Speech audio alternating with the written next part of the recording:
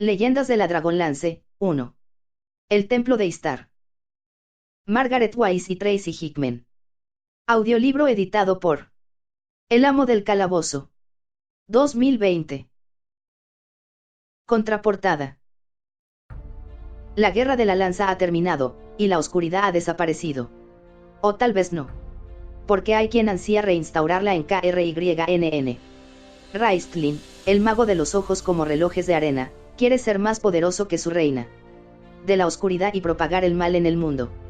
El hechicero goza de un desmesurado poder porque Fistandantilus, el archimago más perverso del orbe, se ha encarnado en él. Prólogo. La reunión. Una figura solitaria caminaba sigilosa hacia la distante luz. Nadie podía oírla, el eco de sus pisadas era absorbido por la vasta negrura que la rodeaba.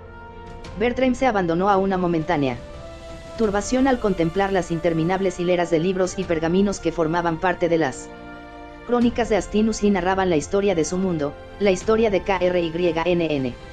Es como ser engullido por el tiempo, pensó con un suspiro, mientras observaba los silenciosos documentos. Cruzó su mente un repentino deseo de ser transportado a un lugar lejano, donde no tuviera que afrontar la ardua tarea que le aguardaba. Estos volúmenes contienen toda la sapiencia del orbe, se dijo en actitud meditabunda. Sin embargo, nunca hallé un indicio capaz de facilitarme la intrusión en la mente de su autor. Bertram se detuvo junto a la puerta a fin de asumir el valor necesario. Sus ondeantes ropajes de esteta se ordenaron en torno a su figura, cayendo en pliegues correctos y regulares. No obstante, su estómago rehusó seguir el ejemplo de la túnica y daba violentos saltos en sus entrañas. Se acarició con la mano el cuero cabelludo, un gesto nervioso y evocador de una época en que la elección de su oficio aún no le había costado la pérdida de sus cabellos. ¿Qué le preocupaba?, se preguntó desalentado, aparte, por supuesto, del respeto que le infundía entrar a ver al maestro, algo que no había hecho desde. Un escalofrío recorrió su cuerpo. En efecto, desde que el joven mago estuviera a punto de morir en el umbral de la gran biblioteca durante la última guerra. Guerra, cambios, eso era lo que había significado. Al igual que su ropa, el mundo parecía haberse apaciguado en su derredor, pero presentía nuevas metamorfosis, como le ocurriera 2 años atrás. Deseaba poder impedirlas. Bertram volvió a suspirar. No voy a impedir nada si me quedo plantado en la oscuridad, se amonestó. Se sentía incómodo, como si lo acechara una horda de fantasmas. Una brillante luz refulgía al otro lado de la puerta, esparciéndose por las rendijas hacia el vestíbulo. Tras lanzar una fugaz mirada a las sombras de los libros, pacíficos cadáveres que reposaban en sus tumbas, el esteta accionó el picaporte y penetró en el estudio de Astinus de Palantas. Aunque estaba dentro, este no le habló, ni siquiera alzó la vista. Atravesando con paso comedido la rica alfombra de lana de oveja que yacía extendida sobre él suelo marmóreo, Bertram fue a detenerse ante el gran escritorio de madera bruñida. Durante unos minutos no despegó los labios, absorto en la contemplación de la mano con que el historiador guiaba la pluma de uno a otro lado del pergamino, a un ritmo rápido y regular. ¿Y bien, Bertram?, lo interrogó Astinus sin cesar de escribir. El esteta leyó las letras que, aunque invertidas para él, eran claras y fáciles de descifrar. En el día de hoy, hora de vigilancia nocturna subiendo hacia el 29, Bertram ha entrado en mi estudio. Crisania, de la casa de Tarinius, desea veros, maestro. Afirma que la esperáis. Su voz se estranguló en un susurro, debido al enorme esfuerzo que había realizado para articular tan breves palabras. Astinus continuó su labor. Maestro, aventuró Bertram con voz queda, temblando ante su propia osadía. No sabíamos qué hacer, después de todo es la hija de Paladine y nos resultó imposible negarle la admisión. Lo que condúcela a mis aposentos privados, ordenó el cronista sin cejar en su empeño ni mirar a su interlocutor. La lengua de Bertram se incrustó en su paladar con tal fuerza que quedó momentáneamente sin habla. Las letras fluían de la pluma sobre el blanco pergamino. En el día de hoy, hora post-vigilia subiendo hacia el 28, Crisania de Tarinius ha acudido a su cita con Raistlin Majere. Raistlin Majere exclamó el esteta, liberada su lengua por el pasmo y el horror. Debemos permitir que entre. Astinus alzó al fin los ojos, y la irritación frunció su entrecejo. Al interrumpirse los fluidos trazos de su pluma, un silencio sobrenatural envolvió la estancia, a la vez que Bertrand palidecía. El rostro del cronista podía tildarse de atrayente, aunque de un modo atemporal, ajeno a las facciones habituales de los hombres. Después de verle nadie recordaba sus rasgos salvo sus ojos, aquellos ojos oscuros, alertas, penetrantes y en constante movimiento que parecían contemplarlo todo sin un parpadeo. A través de sus pupilas comunicaba un vasto universo de impaciencia, que recordó a Bertrand el paso inexorable del tiempo. Mientras ellos hablaban discurrían preciosos minutos de la historia sin que nadie los registrara.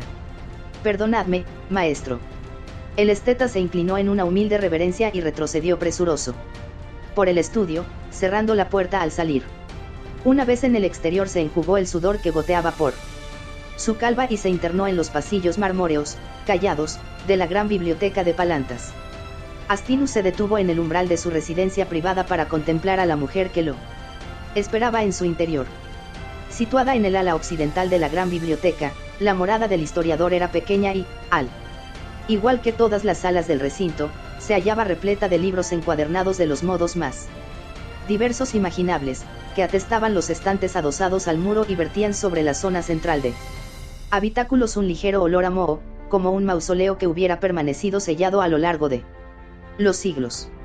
El mobiliario era escaso, prístino. Las sillas, de madera trabajada en exquisitas tallas, resultaban duras e incómodas y estaban distribuidas por la cámara en torno a una mesa baja, próxima a la ventana, que no adornaba ningún objeto y reflejaba ahora la luz del sol poniente en su lisa y negra superficie. Reinaba en la habitación un orden perfecto, incluso la leña del hogar. Las noches primaverales eran frescas en esta región septentrional, yacía amontonada con tal pulcritud que se asemejaba a una pira funeraria. Aún así, pese a la pureza y primitivismo que dimanaba del aposento privado del cronista, el lugar parecía un mero espejo donde se dibujaba la belleza fría e indefinible de la mujer que allí aguardaba, sentada, con las manos unidas en el regazo. Crisania de Tarinius adoptaba una actitud paciente. No se estremecía, ni siquiera suspiraba al contemplar la máquina del tiempo alimentada por agua que se alzaba en un rincón. Tampoco leía. Aunque Astinus estaba seguro de que Bertrand le había ofrecido un libro, no recorría la estancia ni examinaba los pocos ornamentos que se alineaban en las vitrinas destinadas a los volúmenes más valiosos. Estaba sentada en una rígida e inclemente silla con los ojos, claros y brillantes, fijos en los ribetes encarnados de las nubes que se alzaban sobre las montañas, como si quisiera guardar en su retina el espectáculo del primer, o acaso el último, crepúsculo de Krynn. Tan absorta se hallaba en la visión que se desplegaba al otro lado de la ventana que Astinus entró sin que se percatase. La examinó el cronista con intenso interés, algo que no era inusitado en él, pues solía escrutar a todo ser viviente con la misma mirada insondable. Lo que ya resultó más insólito fue la conmiseración y el hondo dolor que cruzó por un momento su rostro al observar a la mujer. Astinus registraba la historia. Lo había hecho desde los albores del tiempo, viéndola pasar ante sus ojos y reproduciéndola en sus libros. No podía predecir el futuro, este era jurisdicción de los dioses, pero sabía interpretar los signos del cambio, esos indicios que tanto habían inquietado a Bertrand. Oía, en su erguida postura, el goteo del agua que fluía por el ingenio medidor del tiempo. Sí. Abría su palma en el chorro, cesaría su discurrir, mas los minutos seguirían pasando. El cronista centró su atención en la mujer, de quien mucho había oído hablar pese a no conocerla en persona. Tenía el cabello oscuro, de un negro azulado similar al del mar cuando se remansa por la noche. Lo llevaba peinado hacia atrás a partir del centro de la cabeza, sujeto mediante una horquilla de madera desprovista de adornos. Este severo estilo no favorecía sus facciones delicadas, ya que destacaba su palidez, su rostro vacío del color de la vida. Sus ojos grises parecían demasiado grandes, y la sangre no bañaba sus labios. En su adolescencia, sus sirvientes trenzaban y ondulaban aquella melena negra de acuerdo con la moda del momento, insertando agujas de plata u oro y adornándola con engarces de ricas joyas. Teñían sus pómulos con zumo de bayas, y la ataviaban con lujosos vestidos rosa pálido o azul indefinido. Sus pretendientes esperaban turno para agasajarla. Los ropajes que ahora vestía eran blancos, como correspondía a una sacerdotisa de Paladine, y lisos, aunque confeccionados con fina tela. No exhibía más adorno que un cinturón de oro que ceñía su delgado talle, además del medallón del dragón de platino propio de los seguidores del dios del bien. Rodeaba su cabeza una holgada capucha alba que realzaba la marmórea frialdad de su tez. El adjetivo, marmórea, se le antojó a Astinus muy adecuado, con una salvedad: el mármol podía calentarse bajo el influjo del sol. Yo te saludo, hija venerable de Paladine, dijo el cronista, dando un paso al frente y cerrando la puerta a su espalda. Saludos, Astinus, respondió Crisania de Tarinius a la vez que se levantaba. Mientras avanzaba en su dirección, el historiador se sorprendió ante la rapidez y longitud, casi masculinas, de sus zancadas, discords a su entender con su delicado porte. También su apretón de manos fue firme y enérgico, algo poco usual en las mujeres de Palantas, que no solían estrechar las palmas de sus congéneres y se limitaban a ofrecer las yemas de los dedos. Quiero agradecer tu gesto al perder unos minutos de tu valioso tiempo para actuar como parte neutral en este encuentro. Sé que te disgusta interrumpir tus estudios, declaró Crisania con voz gélida. Mientras no sea inútil el sacrificio no me importa en absoluto, respondió el cronista, reteniendo su mano y traspasándola con los ojos. Debo admitir, no obstante, que lamento esta situación. ¿Por qué? La sacerdotisa examinó su rostro atemporal en actitud perpleja. De pronto, comprendió y esbozó una sonrisa, que no animó sus facciones más de lo que la luna pudiera avivar. Una helada capa de nieve invernal. No crees que venga, ¿verdad? Astinus dio un respingo, soltando la palma de la mujer como si se hubiera desvanecido su interés por su mera existencia. Alejóse de ella, avanzó hacia la ventana y se asomó a la ciudad de Palantas, cuyos blancos edificios resplandecían bajo la caricia de los últimos rayos del sol con una fascinadora belleza. Solo había una excepción, solo una mole permanecía intocada por el astro rey, incluso en los momentos más luminosos del día. Fue en esta edificación donde se posaron los ojos del cronista. Erguida en el centro de la hermosa ciudad, sus torres de piedra negra se retorcían en pos del cielo a la vez que sus minaretes, recientemente reconstruidos por el poder de la magia, lanzaban rojizos destellos en el crepúsculo y, al hacerlo, asumían la apariencia de unos dedos espectrales que trataran de izarse sobre un cementerio profanado. Hace 2 años entró en la torre de la alta hechicería, recordó Astinus, con voz desapasionada, al comprobar que Crisania se unía a él en la ventana. Franqueó sus puertas en medio de la noche, la única luna que surcaba el firmamento era aquella que ninguna luz proyecta. Atravesó el robledal de Soican, un bosque de árboles malditos que ningún mortal, ni siquiera los Kenders, osan jalonar. Se abrió camino hasta la cancela donde aún yacía suspendido el cuerpo del mago perverso que, al exhalar su último suspiro, envolvió la torre en una maldición y se arrojó desde sus almenas, ensartándose en la verja como un temible centinela. Pero cuando él arribó, el guardián se inclinó ante su figura, las puertas se abrieron sin oponer la menor resistencia y Raistlin se recluyó entre tan misteriosos muros. En todo este tiempo nadie ha observado ningún movimiento ni indicio de vida. Él no ha salido y, si ha admitido a alguien, su acceso pasó desapercibido a los palantianos. ¿Y tú esperas que aparezca aquí? Es el amo del pasado y del presente, afirmó Crisania encogiéndose de hombros. Al venir, no hizo sino cumplir los augurios. Astinus la contempló asombrado. ¿Conoce su historia? Por supuesto, contestó tranquila la sacerdotisa, clavando en el cronista una fugaz mirada y desviando de nuevo los ojos hacia la torre, que comenzaba a fundirse con las sombras nocturnas. Un buen general siempre estudia al enemigo antes de entablar la lucha. Ningún detalle relativo a Raistlin Majere puede escapárseme, y sé que esta noche se presentará. Crisania siguió atisbando la enigmática torre con el mentón alzado, sus labios exangue cerrados en una línea recta y las manos enlazadas en la espalda. El rostro del historiador asumió una súbita gravedad y, tras unos instantes de meditación en los que sus ojos parecieron entelarse, dijo con la voz carente de emociones que le caracterizaba: Estás muy segura de ti misma, hija venerable de Paladine.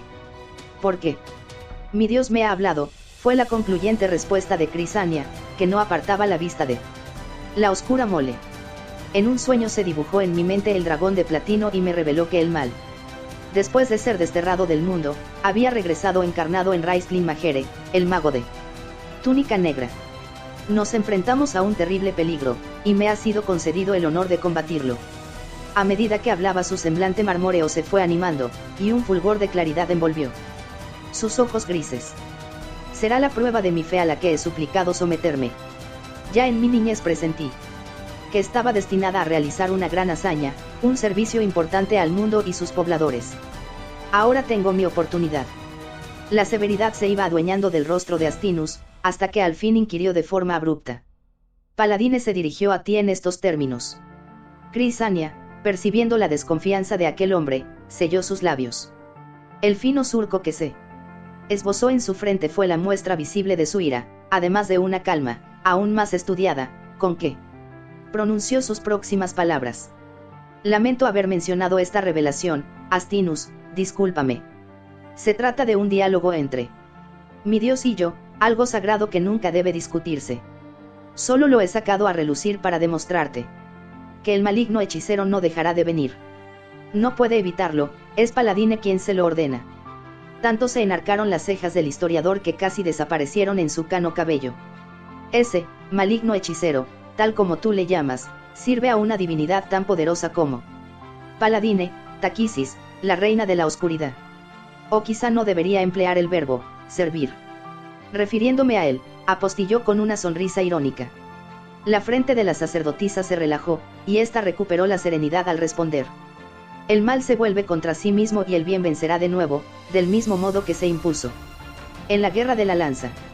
Derrotasteis entonces a Taquisis y a sus dragones y, con la ayuda de Paladine, yo triunfaré contra la perversidad al igual que Tanis, el semielfo, el héroe que expulsó de KRYNN a la reina oscura. Si Tanis, el semielfo, obtuvo aquella victoria fue gracias al concurso de Raistlin Majere. Replicó Astinus imperturbable. ¿O acaso es esa una parte de la leyenda que prefieres ignorar? Ningún atisbo de emoción alteró la plácida expresión de la sacerdotisa. Sin cesar de sonreír, indicó al cronista con el dedo extendido hacia la calle. Míralo, ahí viene. El sol se ocultó tras las lejanas montañas y el cielo, iluminado por un postrer resplandor, asumió unas bellas tonalidades purpúreas. Unos criados entraron en silencio en la alcoba para encender la fogata, que prendió sin sobresalto, como si el historiador le hubiera enseñado a mantener intacto el reposo de la gran biblioteca. Crisania volvió a sentarse en la incómoda silla, juntando de nuevo las manos en su regazo. Su semblante denotaba la frialdad y calma habituales, si bien un tenue fulgor en sus ojos grises revelaba la intensa excitación de su pálpito. Nacida en el seno de la noble y acaudalada familia Tariñus de Palantas, una familia casi tan antigua como la ciudad misma, Crisania había gozado del bienestar que el dinero y el rango suelen otorgar. Inteligente, poseedora de una férrea voluntad, podría haberse convertido en una mujer testaruda y caprichosa de no haber alimentado sus sabios y amantes progenitores el enérgico talante de su hija para que floreciera bajo la forma de una inquebrantable confianza en sí misma. En toda su vida, Crisania había cometido tan solo un acto susceptible de disgustar a sus padres, pero de tal naturaleza que les había causado un hondo pesar.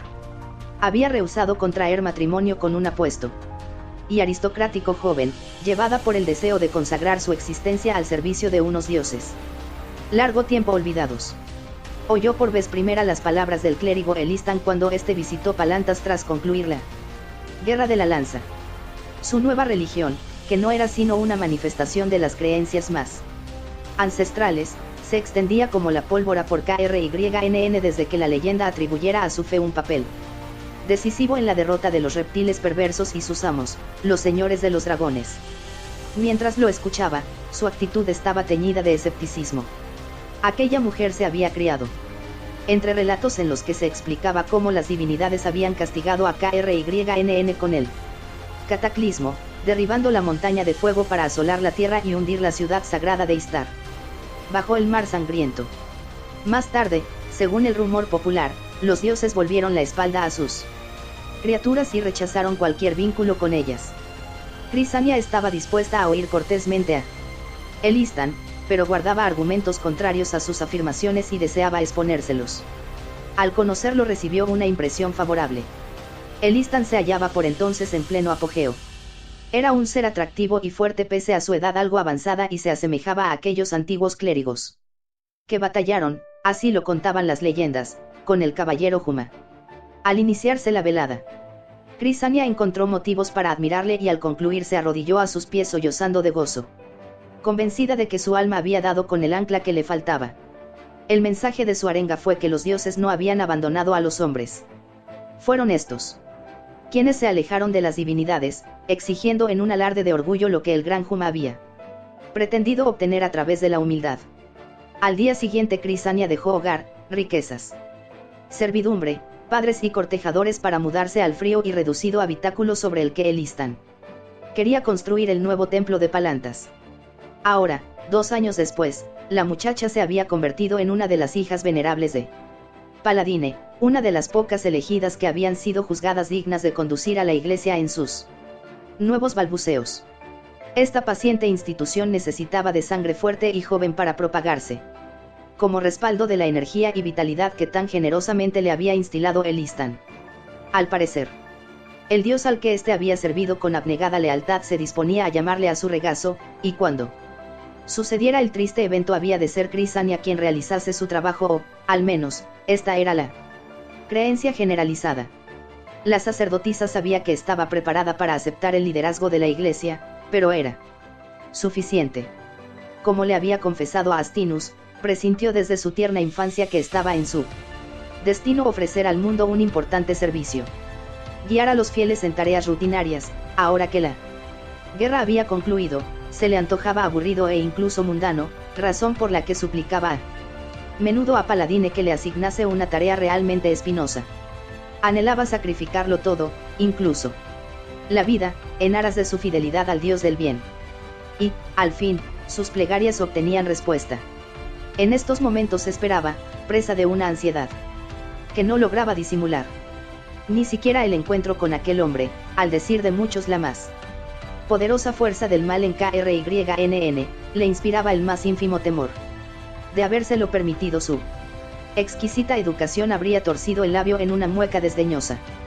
¿Qué perversidad podía resistirse a la inquebrantable espada de su fe? ¿Qué malevolencia era capaz de traspasar su refulgente armadura? Como un caballero que se dirigiera a una justa coronado con la guirnalda de su amor, sabedor de que no podía perder con tales prebendas ondeando al viento, Crisania mantuvo su mirada fija en la puerta y aguardó los clarines que anunciaban el torneo. Cuando se abrió la pesada hoja apretó aún más sus manos, que mantenía enlazadas y en reposo, animada por una gran excitación. Entró Bertrem y sus ojos se clavaron en Astinus, que se encontraba inmóvil como una columna de piedra en una rígida butaca junto al fuego. El mago Raistlin Majere, declaró, mas su voz se quebró en la última sílaba. Quizás evocaba la última vez que había introducido a este visitante, el día en que Raistlin apareció en la escalinata de la gran biblioteca moribundo y vomitando sangre. El cronista frunció el ceño frente a la falta de control del esteta, quien se escabulló hacia el pasillo con toda la rapidez que le permitieron los volátiles pliegues de su túnica. En un gesto involuntario, Crisania contuvo el aliento. Al principio no vio sino una sombra de negrura en el umbral, como si la misma noche hubiera tomado forma en la entrada. El impreciso contorno hizo una pausa. Adelante, viejo amigo, lo invitó Astinus con aquella voz desnuda de emociones. Una tibia aureola rodeaba a la sombra, las llamas del hogar reverberaban en el negro terciopelo de su túnica. El fulgor se esparció en diminutas chispas, provocadas por el reflejo de la luz sobre las hebras de plata con que estaban bordadas las runas de la capucha, hasta que el sombrío ente fue tomando el aspecto de una figura envuelta en oscuros ropajes. Durante unos breves instantes el único indicio de que semejante criatura poseyera atributos humanos lo constituyó una mano esquelética, apoyada en un bastón de madera. Coronaba la vara una bola de cristal, sostenida por la garra tallada de un dragón dorado. Cuando la figura se introdujo en la estancia, la sacerdotisa sintió el aguijón del desencanto. Había rogado a Paladine que le impusiera una tarea difícil. ¿A qué mal recalcitrante había de enfrentarse en aquella criatura? Ahora que podía verla con total claridad, no distinguió sino un hombre enjuto, frágil, con los hombros ladeados, que parecía necesitar de su bastón para caminar a causa de una debilidad invencible. Conocía su edad, no sobrepasaba los 29 años, y, sin embargo, se movía como un humano de 90 que tuviera que andar despacio a fin de sostenerse sobre sus piernas. ¿Qué prueba de mi fe entraña el hecho de vencer a este desecho?, recriminó la muchacha a Paladine. No tengo que actuar para derrotarlo, el mal que anida en sus entrañas lo devora sin mi participación. Situándose frente a Astinus, de espaldas a Crisania, Raistlin descubrió su cabeza al desprenderse de la capucha. Saludos, ser inmortal, dijo a Astinus con voz queda. Saludos, Raistlin Majere, respondió el cronista sin levantarse. Ribeteaba su voz una nota sarcástica, como si compartiera con el mago una broma secreta. Permite que te presente a Crisania, de la casa de Tarinius. Raistlin se volvió y ahora sí, ahora Crisania dio un respingo a la vez que un terrible dolor en el pecho le impedía articular las palabras e, incluso, respirar. Unas agujas invisibles pero punzantes traspasaban las yemas de sus dedos, un frío inexplicable convulsionó su cuerpo. Se arrebujó en su asiento sin poder evitarlo, con las manos agarrotadas y las uñas hundidas en la mortecina carne. No veía ante ella más que un par de ojos dorados que brillaban desde las profundidades del abismo. Sus órbitas se asemejaban a un vacuo espejo que nada había de revelar del alma que cobijaban. Y las pupilas, la sacerdotisa las contempló en un rapto de terror. En medio de los áureos resplandes se dibujaban sendos relojes de arena. En cuanto al rostro, no resultaba más halagüeño. Desfigurada por el sufrimiento, marcada por la torturada existencia que aquel ser había llevado durante 7 años, desde que las duras pruebas en la torre de la alta hechicería despojaran a su cuerpo del hálito de la vida y revistieran su piel de unos tintes metálicos, la faz del hechicero era una máscara impenetrable, tan insensible como la garra que adornaba el bastón. Hija venerable de Paladine, susurró el humano con respeto y quizás un atisbo de reverencia. Crisania se sobresaltó. Estaba perpleja, no era esto lo que esperaba. Por alguna razón, la mujer no pudo moverse. La mirada del mago la tenía atenazada, y se preguntó con desasosiego si no la habría sumido en un hechizo. Como si hubiera adivinado su zozobra, él recorrió la alcoba y se detuvo frente a su silla en una actitud tranquilizadora de tal manera que, al alzar la vista, sus dorados ojos se le antojaron más cordiales pese al reflejo oscilante de las llamas. Hija venerable de Paladine, repitió Raistlin, envolviéndola su voz en una suavidad comparable tan solo a la aterciopelada negrura de su túnica. Espero que te encuentres bien, añadió, pero ahora la sacerdotisa percibió un timbre de cínico sarcasmo. No le importó, sin embargo, pues para un desafío sí estaba preparada. Su tono respetuoso la había sorprendido, admitió. Enojada consigo misma, pero ahora, por fin, se había sobrepuesto a su momentánea flaqueza. Tras ponerse en pie, a su mismo nivel, aferró sin proponérselo el medallón de Paladine y el contacto del frío metal le infundió valor. Creo que es superfluo este intercambio absurdo de formulismos sociales, lo espetó Crisania. Recobrada la cordura. Hemos apartado a Astinus de sus estudios, y sé que agradecerá que discutamos nuestro asunto con la mayor celeridad posible. No podría estar más de acuerdo, accedió el mago de la túnica negra con una ligera mueca del labio superior que cabía interpretar como una sonrisa. He venido en respuesta a tu llamada. ¿Qué quieres de mí? Crisania intuyó que su oponente se burlaba de ella y, acostumbrada a ser tratada con veneración en su círculo religioso, su ira fue en aumento. Lo estudió unos momentos con una nueva frialdad en sus ojos, y declaró: estoy aquí para advertirte, Raistlin Majere, de que Paladine conoce tus diabólicos designios. Actúa con prudencia o te destruirá. ¿Cómo?, preguntó tajante el hechicero, y sus ojos brillaron con una luz extraña, intensa. ¿Cómo va a destruirme?, insistió. ¿Se valdrá acaso de relámpagos de fuego? ¿De inundaciones mágicas? ¿O quizá derrumbará otra montaña ígnea? Dio otro paso hacia la muchacha, quien se apartó sin perder la calma para situarse junto a la Misma butaca que antes ocupara. Agarrando firmemente el alto respaldo, la rodeó y se encaró una vez más con el mago. «Es de tu perdición de lo que te estás mofando», le respondió con voz pausada.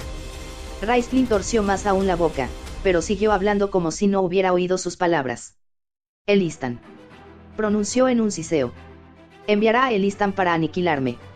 Se encogió de hombros. «No, por supuesto que no. Se murmura que el sagrado clérigo de paladines se siente cansado, débil, moribundo». «No». Lo interrumpió Crisania y al instante se mordió el labio, disgustada por haberse dejado embaucar y exteriorizar sus emociones. Dio un prolongado suspiro, que le devolvió la compostura. «Los caminos de Paladine no pueden cuestionarse ni desdeñarse como tú pretendes hacer», dijo en gélida actitud, pero no pudo evitar que su voz flaqueara de manera casi imperceptible al añadir: «La salud de Elistan, por otra parte, no es asunto de tu incumbencia. Me interesa más su estado de lo que tú supones», repuso el mago con lo que a Crisania se le antojó una sonrisa despreciativa. La sacerdotisa sentía palpitar el corazón en sus sienes. Concluida su frase, Raistlin salvó la silla que le separaba a fin de aproximarse a la joven, tanto que ésta no pudo sustraerse al calor sobrenatural que irradiaba su cuerpo a través de las lóbregas vestiduras. Olió el aroma empalagoso, pero no obstante agradable, que envolvía al mago como una aureola, un olor especiado. Los componentes de sus hechizos, comprendió de pronto. La idea le causaba náuseas, así que, acariciando el medallón de Paladine hasta sentir en su carne los cincelados cantos, interpuso de nuevo cierta distancia. «Paladine se me apareció en un sueño», anunció altiva. Raistlin prorrumpió en carcajadas. Pocos eran los que le habían oído reír, y esos pocos recordarían siempre los siniestros ecos en sus peores pesadillas. Aguda, afilada como una daga. Aquella manifestación negaba la bondad, neutralizaba todo cuanto de honesto y auténtico tiene el mundo. «He hecho lo que he podido para desviarte de la senda que intentas seguir», concluyó Crisania, escudriñándolo con un desdén que endureció sus ojos grises hasta teñirlos de un azul acerado. «Te he advertido porque era mi deber. Tu destrucción queda ahora en manos de los dioses». De forma súbita, quizá consciente del arrojo inamovible con que la mujer le hacía frente, Raistlin dejó de reír. La observó atentamente, y sus ojos se encogieron en dos rendijas de luz dorada antes de ensancharse su rostro en una expresión de goce tan extraña, tan secreta, que Astinus se levantó de su asiento al presenciar aquel intercambio de fuerzas. El cuerpo del cronista bloqueó el resplandor de las llamas, y su sombra se proyectó sobre ambos. Raistlin dio un salto repentino, brusco, al mismo tiempo que se volvía hacia el insondable personaje a fin de clavarle una mirada furibunda. «Cuidado, viejo amigo. ¿Pretendes interferirte en el curso de la historia?», inquirió. Amenazador. «Nunca haría tal cosa, como bien sabes», fue la respuesta.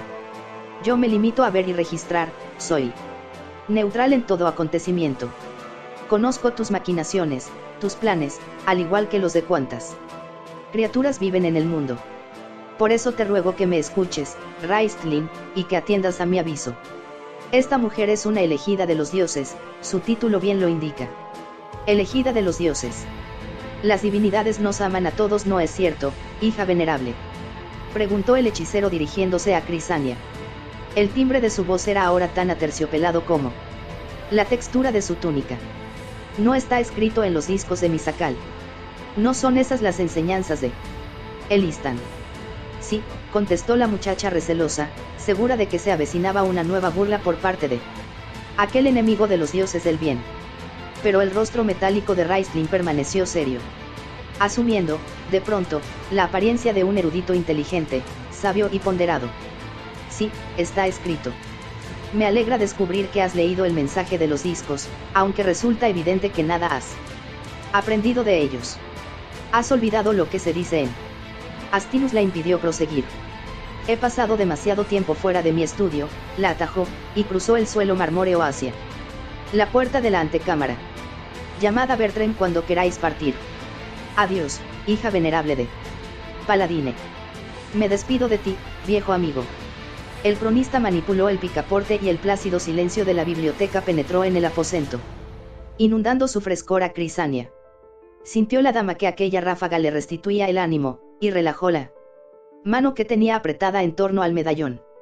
Con un movimiento grácil, aunque formal, respondió al saludo de Astinus, imitada por Raistlin. Cuando se hubo cerrado la puerta tras el historiador, ambos permanecieron callados largo rato.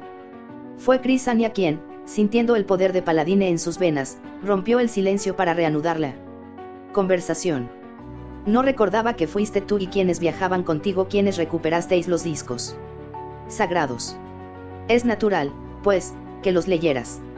Me gustaría discutir contigo su contenido de un modo más extenso, pero, en todas nuestras futuras transacciones, deberás mostrar mayor respeto al referirte a. Elistan le ordenó más que le rogó. Enmudeció estupefacta, contemplando cómo el enteco cuerpo del mago parecía desmoronarse ante sus ojos. Convulsionado por espasmos de tos, doblado el pecho hacia adelante, Raistlin hacía denodados esfuerzos para respirar. Se bamboleaba y, de no ser por el bastón en el que se apoyaba, habría caído al suelo. Ignorando su aversión y repugnancia, Crisania alargó el brazo con un gesto instintivo, y, con las manos extendidas sobre los hombros enfermos, murmuró una plegaria curativa. Bajo sus palmas abiertas, el contacto de la túnica negra era suave y cálido en contraste con los músculos agarrotados que denotaban el dolor de su oponente. La piedad invadió su corazón. Raistlin se desembarazó de ella apartándola a un lado. Su tos se mitigó poco a poco y, cuando se restableció su pulso, la observó despreciativo y la imprecó. Te prohíbo que malgastes tus oraciones en mí, hija venerable. Extrajo un pañuelo de bolsillo y se lo pasó por los labios. Antes de que volviera a guardarlo, no obstante, Crisania advirtió que estaba manchado de sangre. El mal que me aqueja no tiene remedio, explicó. Es el sacrificio. El precio que pagué por mi magia. No comprendo, balbuceó la sacerdotisa. Crispó las manos al evocar la aterciopelada tibieza.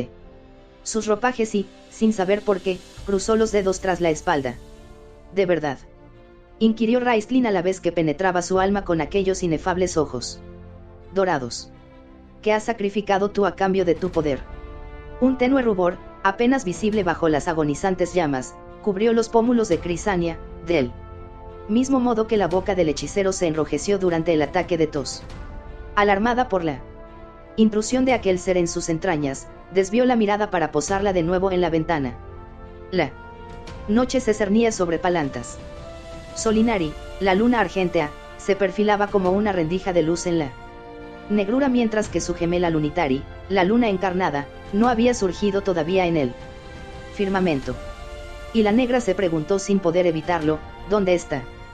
¿Puede verla realmente? Debo irme, afirmó el mago con un molesto carraspeo. Estos espasmos me debilitan, necesito descansar. Es natural. Crisania había recobrado el sosiego, los últimos vestigios de sus emociones se recogieron en lo más profundo de su ser y pudo hacer frente de nuevo a la enigmática criatura. Te agradezco que hayas acudido a mi cita. Pero no hemos concluido nuestra charla, la atajó Raistlin sin violencia. Me gustaría que me concedieras la oportunidad de demostrarte que los resquemores de tu Dios son infundados. Voy a hacerte una sugerencia, visítame en la Torre de la Alta Hechicería, allí me verás entre mis libros y entenderás el alcance de mis estudios. Cuando lo hagas se apaciguarán tus miedos. Como bien se nos enseña en los discos, solo tememos aquello que ignoramos. Se aproximó a Crisania, y los ojos de la mujer estuvieron a punto de salirse de sus órbitas. Intentó alejarse, totalmente atónita, pero ella misma se había ido arrinconando hacia la ventana. No puedo entrar en la torre, aventuró, asfixiada por la vecindad amenazadora del mago. Apenas sin aliento hizo ademán de alejarse, si bien el bastón que él blandía delante de ella le impidió todo movimiento. Resignada, concluyó su frase, los hechizos que guardan la mole no permiten franquear su umbral. Salvo a quienes yo quiero admitir, replicó Raistlin. Estiró entonces la mano y aferró la de la muchacha. Eres muy valiente, hija venerable de Paladine, comentó. No tiemblas al sentir mi contacto. Mi Dios me protege, contestó Crisania desdeñosa. El hechicero esbozó una sonrisa cálida y oscura a un tiempo, secreta como si estuviera destinada a sellar su complicidad. Aquella mueca fascinó a Crisania, quien dejó que la atrajera hacia sí. Transcurridos unos momentos él aflojó su garra y, colocando el bastón contra el respaldo de una silla, descansó sus esqueléticos dedos sobre la capucha blanca que rodeaba la delicada cabeza de la sacerdotisa. Ahora sí, ahora Crisania se estremeció, pero no acertaba a repeler su mano ni tampoco a hablar, tan solo era capaz de contemplarlo asaltada por un pánico que no estaba en su mano superar. Ni aprehender. Sujetándola firmemente, Raistlin rozó con sus labios ensangrentados la frente de la joven a la vez que farfullaba unas palabras ininteligibles. Luego la soltó sin más preámbulos. Crisania se tambaleó con desmayo. Se llevó, aún mareada, la mano al lugar donde los labios de su interlocutor habían estampado la hiriente huella, que ardía en su piel como una marca de fuego. ¿Qué has hecho?, exclamó en un jadeo entrecortado. No puedes sumirme en un encantamiento. Mi fe me protege. Por supuesto, repuso él sin dejarla terminar. El mago suspiró y en su semblante se dibujó una expresión de pesar, el pesar de aquellos que se saben incomprendidos y son objeto de constantes sospechas. Me he limitado a transmitirte la fuerza mágica que te permitirá atravesar el robledal de Zoican. No resultará fácil, apareció de nuevo su sarcasmo, pero sin duda tu fe te sostendrá. Levantando la capucha sobre su cabeza, de tal modo que le ocultaba casi los ojos, Raistlin se despidió mediante un leve ademán de la sacerdotisa y se encaminó hacia la puerta con paso vacilante. Bajo el atento escrutinio de la hija venerable de Paladine, tiró del cordón de la campanilla y al instante acudió Bertrem, tan raudo que ella adivinó que había estado apostado al otro lado durante su plática. Apretó los labios y lanzó al esteta una furibunda mirada, tan cargada de ira, que éste palideció pese a ignorar el crimen cometido y se enjugó la húmeda frente con la manga de su vestidura. Raistlin echó a andar en dirección hacia el pasillo, pero Crisania lo detuvo. Quiero disculparme por no haber confiado en ti, le dijo con suave acento. Y también reiterar mi gratitud por tu presencia. Yo debo pedirte perdón por mi lengua desatada, repuso él girando la cabeza. Adiós, hija venerable. Si no te asusta penetrar en el universo de la sabiduría, ve a la torre dentro de 2 noches. Cuando Lunitari se alce en la bóveda celeste.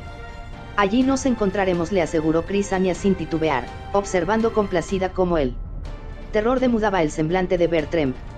Tras despedirse con una fugaz sonrisa, depositó la mano en el respaldo de una trabajada butaca. El hechicero abandonó la alcoba seguido por el esteta, que cerró la puerta al salir. Sola en la caldeada y silenciosa estancia, la sacerdotisa hincó las rodillas frente al asiento. Gracias, Paladine. Invocó, aceptó el desafío. No te fallaré, no tendrás queja de mí.